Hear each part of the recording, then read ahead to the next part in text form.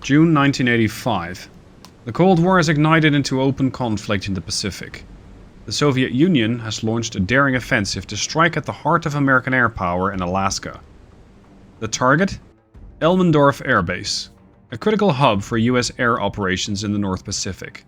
The objective is to cripple its air capabilities and assert Soviet dominance over the region. Leading the charge is the Orel, pride of the Soviet Navy, carrying a lethal complement of strike aircraft. But the mission is far from simple. American forces have detected the incoming threat and they're mobilizing to intercept. The United States is not taking this threat lightly. A wing of A-6 intruders has been scrambled, armed with anti-ship missiles, and supported by Ticonderoga-class cruisers and Spruance-class destroyers. Their mission is to stop the Soviet task force before it can strike Elmendorf. The Soviet task force presses forward, determined to reach its target. This is Operation Arctic Thunder, a strike to shatter American air power and send a message across the Pacific. The Soviet Navy is ready to make its mark, but the defenders of Elmendorf will not go down without a fight. Hey there and welcome back to Sea Power. Today's operation is a big one. We are engaging an air base at Elmendorf, which is an Alaskan air base. This is going to be the first step to our invasion. To that end, we have mobilized the Orel-class aircraft carrier over here, and she's not alone. She has friends in the form of the Kirov. She also has the Bestrozhny, Oretsky, Gordelivi, and the Levchenko all over here. Now, these are various ships with various tasks. Of course, the aircraft carrier is capable of launching aircraft, but, being Russian, it also comes with its own assortment of SSN-19s. Very potent missiles. As for the Kirov, well, it's basically missiles with an engine strapped to it. So we have 20 of those SSN-19s. We have a lot of surface-to-air missiles of various types. We have further anti-ship missiles in the form of the SSN-14A, all sorts of anti-submarine weaponry. We have 30mm rounds for the Sea Whiz, we have torpedoes, we have 100mm guns. This thing is a floating fortress. Bestrozhny over here is a bit different. She's a Sovremeny-class destroyer. This one's more geared towards anti-surface warfare. Her other partner over here, if you will, is the Udaloy, which is more geared towards ASW, anti-submarine warfare. To that end, she also comes equipped with her own Ka-27s, strapped in the hangar back there. But when it comes to anti-submarines, we of course also have the flight deck from the Orel, in the form of the P-42s, which are capable of doing ASW warfare. Or rather, that's a double anti-submarine warfare, ASW. As for Oretsky and Gordelivi over here, these are both Krivak 2 frigates. Not to be underestimated, they might be mere frigates, but they do have a decent amount of intercept missiles, as well as the SSN-14B, capable of going for surface targets and submarines alike.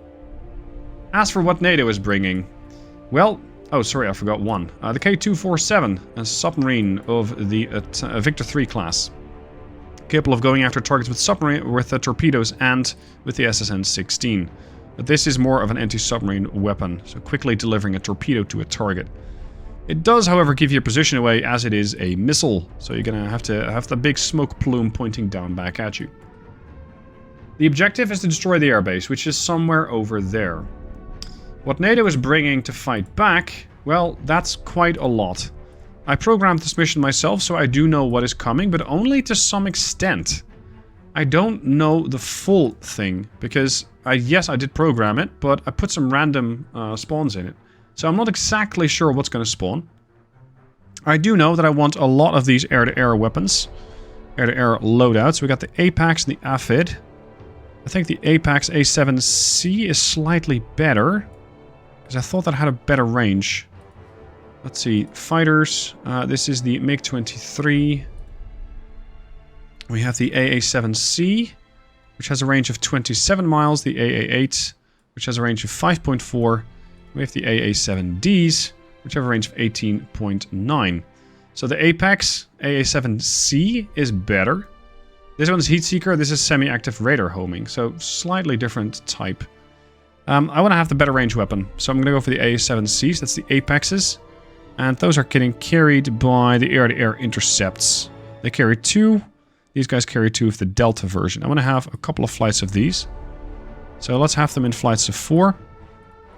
Because what I know, and what's also in the briefing, is that NATO has sent a flight of A6 intruders. With anti-ship missiles, of course. So they're not particularly friendly. I'm going to turn my formation around for now, just to buy as much time as possible, although the Orel might not be willing to comply, because if I do that, it's potentially not sailing into the wind, which is going to make launching aircraft a bit more difficult. Speaking of aircraft, the first thing that's going up is my P-42. It's my eyes in the sky. I also want to change the formation of this carrier, because at the moment, I don't really like the formation that much. I want to have them quite close together. I want to have the Kirov slightly farther in the back, so that these ships are going to be the first ones to, let's say, take the blows, if it's coming to that. Or rather, when it's going to come to that. Because the Kirov is capable of launching those very, very sizable missiles, and I want to keep this thing as safe as possible. The longer this thing survives, the better my chances are going to be. As for when it comes to that, striking that actual airbase, we have a couple of other options, because the MiGs are not quite going to do it. We're going to have to use the KO-45, which can also be used with anti-ship missiles. But I think either strike long range, or strike precision, or just the general strike loadout is going to be better, because we have 7 500-kilogram bombs on that. Of course, we first have to clear the way to the airbase, and that might not be that easy. As for the K247, I want her to go deep. And I also want her to start increasing her speed to head full. I'm going to do a bit of sprint and drift. And let's see if there's anything out there. Alright, that's my fighter flight. Not fight or flight, to be exact. Fighter flight. I have these guys move forward as quickly as possible, because I know that NATO's coming.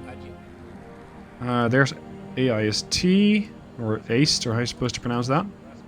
I'm going to have that to the west of my position, 37,000. I don't want to turn my radar on right now, because that will immediately give my position away. Not doing that. The rest of the flights are being brought up to the deck. This is just the first one that got launched. There's another one preparing to go. And the detail is just gorgeous, isn't it?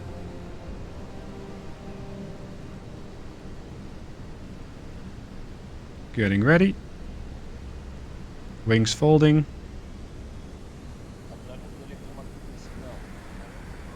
The other one is already under power. Yeah, there we go. There's the deflector.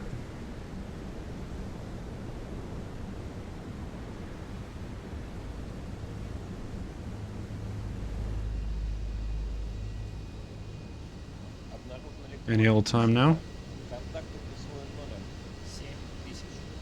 In the back, we've already got another flight being prepared. So you're Yastreb 1-3, that makes you Yastreb 1-4. Yeah, so this is the first of the 4 aircraft. The next flight's coming off the deck right now. Or rather, coming onto the deck. Hello! Got a bazillion helicopters up here. There's 5 helos so far. That's promising. These guys making their way up to altitude. Very good. They should have decent range. Look at that. I can go pretty far. Excellent. Now let's turn the formation manager off and turn the event log on. Because there's most likely going to be a lot happening.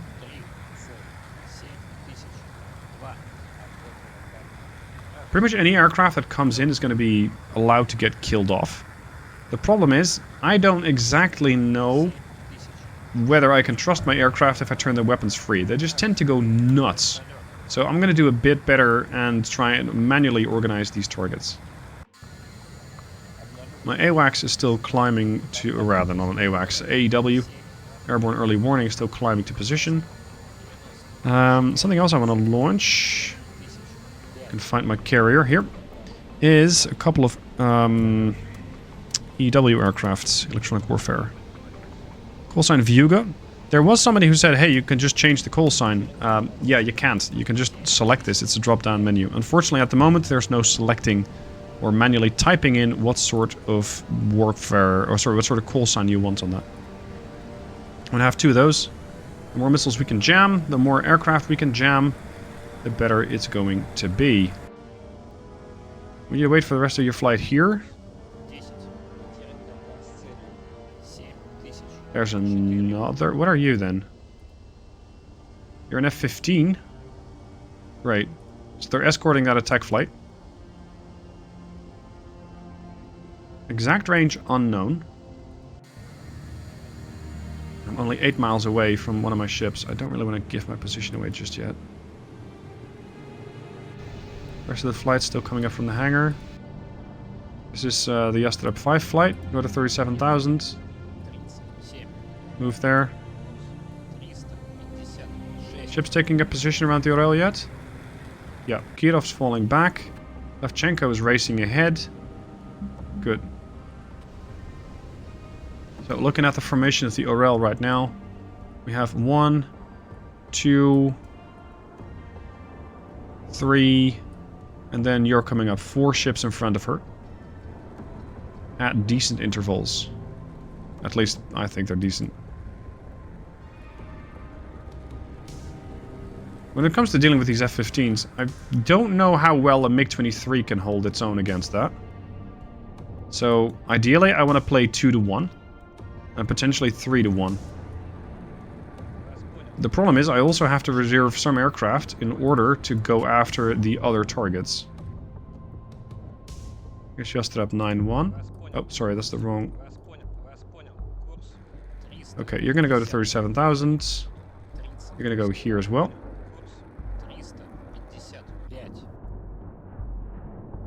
You're almost on point. Good. Flights lined up. The other flight's preparing.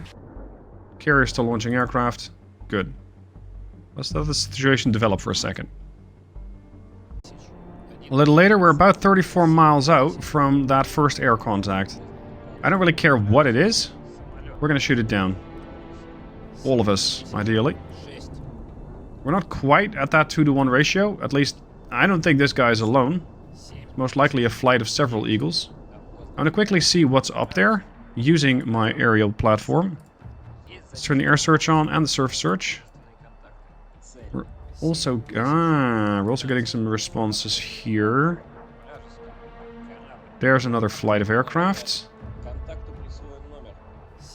Those are A6s. Which they can be, because they're not doing 900 knots, they're doing 400. That means they got a a weapons range of 65 miles. Which is quite a lot. That puts them very soon, within weapons range. So I need to have one of these flights go after this. I am also scrambling more fighters from the aircraft carrier, but it's going to take me a while to get those airborne.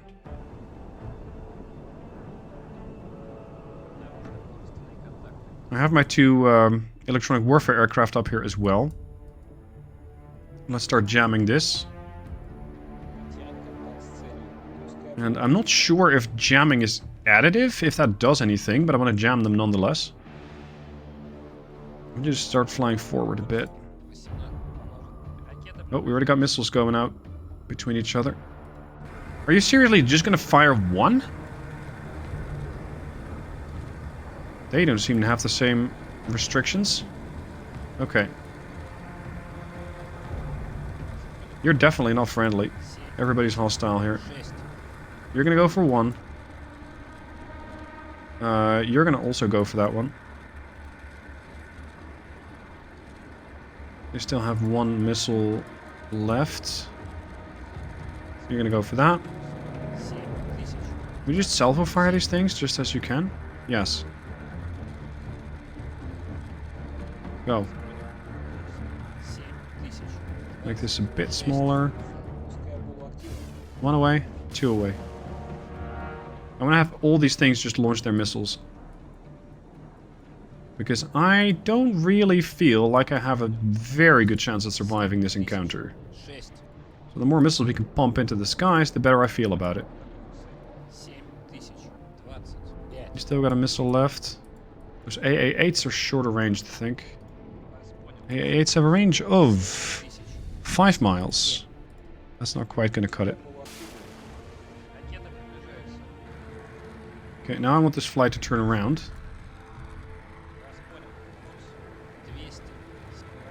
I said turn around. Or not. You're just gonna meet up with your doom, aren't you? Yeah, that's one flight down. One aircraft is eliminated.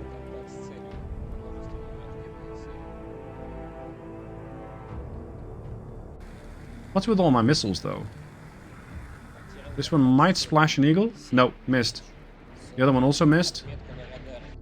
Come on, boys. Okay, well, let's do this again. Salvo 2. Engage.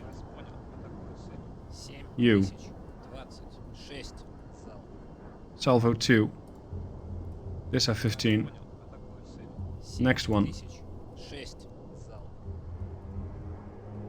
Salvo 2, the last one. And this other flight here, I'm gonna have to try and bypass these eagles. I'm gonna go after these flights. These are far more valuable to kill, because those are the ones that will actually cause me a lot of issues. You got your radars active. I think it's time for the Kirov to start making some presence known, because we got the missiles at range. And what I previously did wrong with this missile beast is send these missiles out basically one by one. Or, well, later on I started doing it in flights at 10.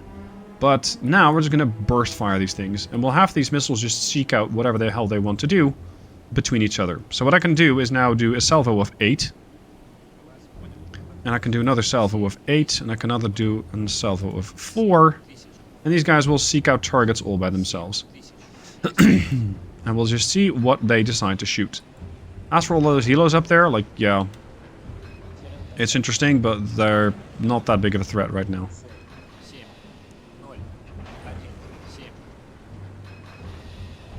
Going on there. Have we even taken out anything yet? What, you got a missile out? No, you don't have a missile out. That's an F-15. Dude, for fuck's sake, go weapons free. There's an F-15 right in front of you.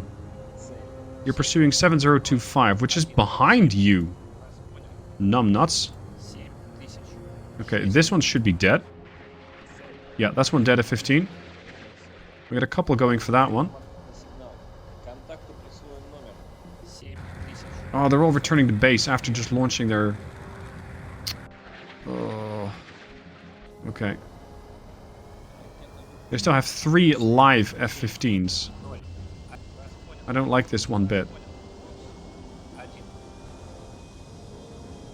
Also, I don't like the amount of micro that I have to do around here. Might be my mistake. Might be something that needs to get changed in the game. Let's have you attack with 1. Let's have you attack with 1. And you over there on the right flank. Attack this one. Go. So far, I haven't really scored that many kills by the looks of it. Oh, there's another AIM-9L. Coming right for Yastreb 1. No, it seems to be going right down. Which my aircraft definitely is not. Yastreb 1 is dead. Oh, he was really low. Okay. Okay. I'm sorry I cannot show you all the missile launches. I know that you guys like to watch those, but... the Kirov is not my biggest priority right now.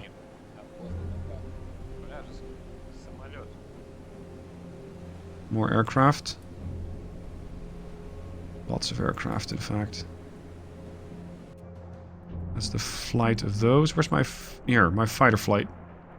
Gentlemen. We have things that need to get killed off. Preferably yesterday. Lacking that, we're gonna do it today. Where's the other flight?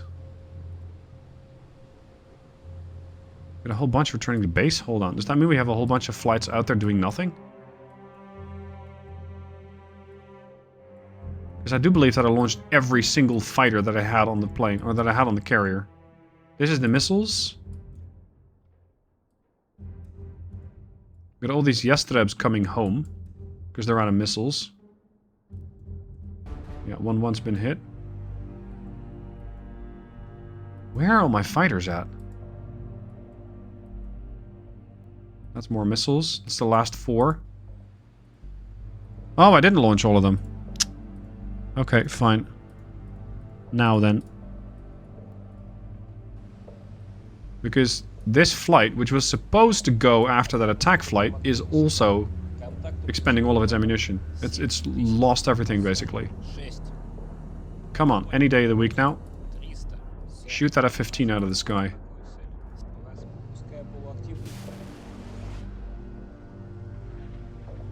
Two missiles going out. F-15 coming up ahead. Look at that thing go vertical. Flares? Yeah, no dead. No joy, you're gone. Now you want to return to base, because you're Winchester. I don't think so, Sunshine. Not today. You still got your shorter range air-to-air missiles. The more of those things we kill off before they get into range, which they soon will, the better. As for you, I want you to turn your systems off for now. We're going to fly to the other side. Maybe we can get some better information about where all of these aircraft are going. That thing finally ran out of fuel.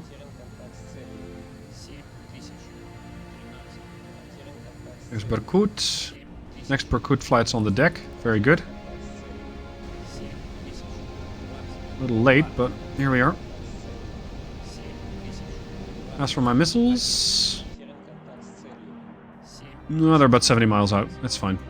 What I want to do now is jam NATO's radar. I want to jam this. The better I can do with jamming all of those radars, the better my missiles have a chance to go through the defenses, because that's a Ticonderoga.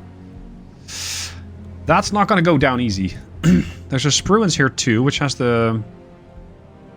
Oh, sorry, that's not the Rim 7. The Rim 7's on the back, I think. Yeah, that's the Rim 7. This is the RUR-5. It's the anti-submarine weapon. All those helos. Do we have a towed array? We do. Slow down to all ahead 1/3.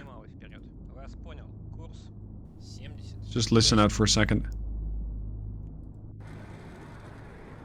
Why are you guys doing a flight of 1,000 feet? They're at 36,000 feet. You might want to climb.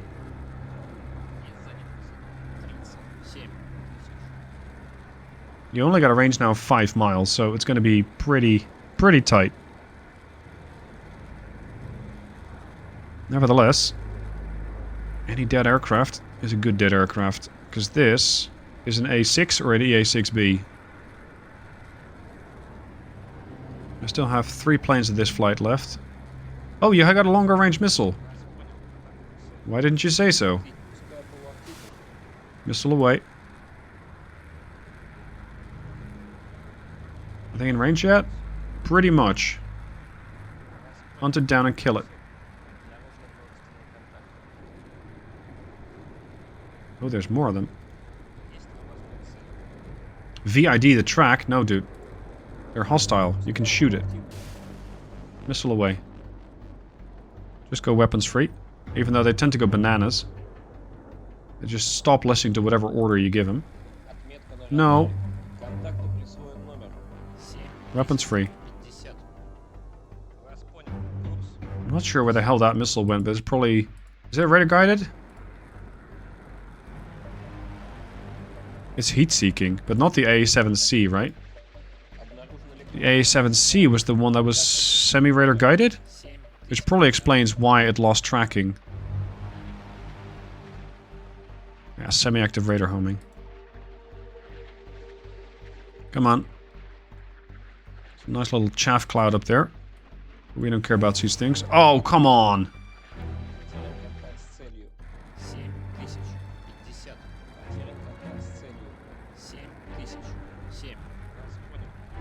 Performing 7024. Go. Our missiles are also getting to their targets. Give me more information about whatever's flying here. Hello. Consider hostile.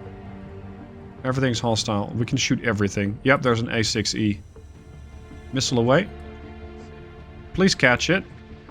Because that thing's packing harpoons. It's currently still packing. It has 2 harpoons and a couple of cluster bombs. And it missed. Unfortunate. Next attempt. Other flight. That looked decent. Come on. Yes. No, actually, he's not dead. So now we're going to go after them with guns. Which might be a bit of a weird maneuver, but hey, the more we can do, the better. You guys got the A7 Delta, which is that air-to-air heat seeker. Okay, and there should be another flight, which is kind of orbiting here. Brookwood 5-4. Places to be, A6E to C. Let's go. Afterburner on. Get over here. So far, our track record with shooting these things down is awful. I'm not sure if we've killed anything yet. Yeah, we killed the F-15s, that's for sure. Where the fuck are you even going?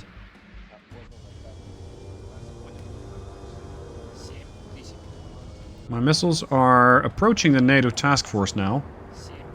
About 18 miles out. This first flight of 8 missiles has decided what their targets should be. There's a few going for the Ticonderoga. There's a few going for the Spruans. This is a large contact that apparently also wants to get engaged. These guys are still spreading out their targets. And then we got that last flight of 4. You can see there's a lot going on in this scenario. It is pretty busy. Engage that.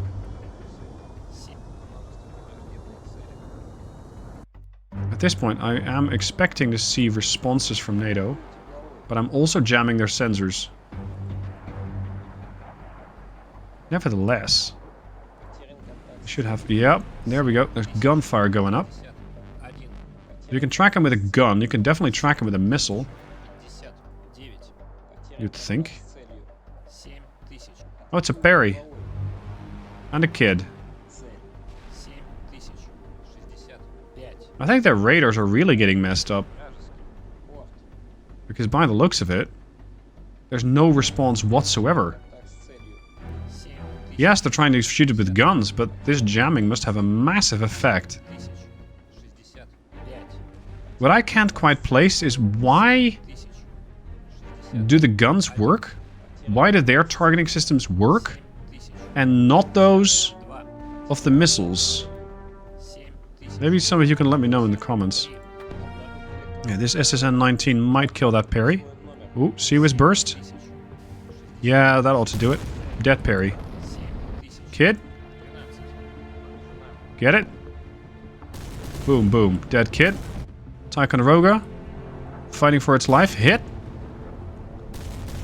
Dead Ticonderoga. Spruans then? Oh, now you're fighting missiles. Okay, that's a bit late. And this one got spoofed. Don't worry, there's plenty more. Unfortunately, some of these have decided to go for targets that are basically already dead. But we got at least 2 more missiles going for the Spruans by the looks of it. In the meanwhile, these bad guys have decided to start launching their harpoons. Sneaky bastards. And that will be our cliffhanger for today. The missiles are airborne. These harpoons need to get intercepted. If they make it through to the Orel, I have a lot of issues because I cannot strike the airfield. So, join me next time to figure out if I'm able to deal with these harpoons. As to the questions, why do you split these videos up into parts? Well, the average view time is about 10 minutes on my videos. So even a video for 50 minutes is not going to really up the view time. And that's why I split them up into parts. If you do want to watch the next video right away, you can. Just become a channel member and you can immediately watch the next part and even other videos that I have already pre-set up for members. Thank you for watching. Hope you've enjoyed and I'll see you soon for more.